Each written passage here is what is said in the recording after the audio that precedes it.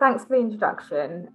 As Lydia mentioned, BID have a new EEA project, and essentially the project was designed to represent EEA nationals who are in immigration detention, whether that's in prisons or detention centres, with the aim of getting them released on bail.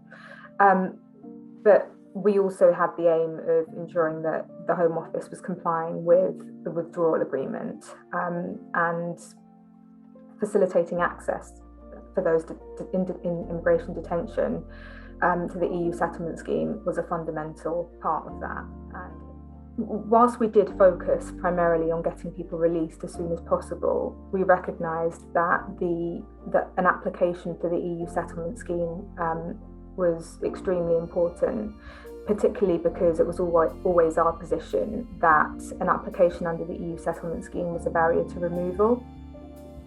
It wasn't always easy to get applications in before the deadline. As a lot of you will know, paper applications weren't routinely available for people to access themselves. They had to call the resolution centre and request a paper application form, and that just wasn't viable for those in prison and detention.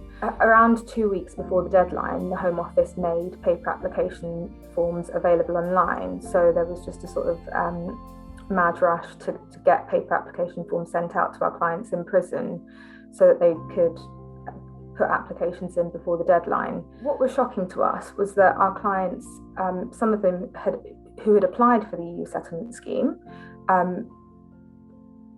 their applications weren't being acknowledged on time. So when it came to the bail application, the Home Office were inviting uncertainty about whether or not people had put in their applications, and effectively then arguing that they were removable.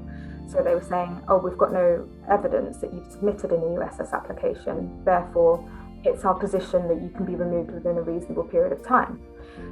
What was even more shocking was that they then proceeded to serve removal directions on these people and essentially tried to deport them, to remove them before they even got a decision on their EUSS application.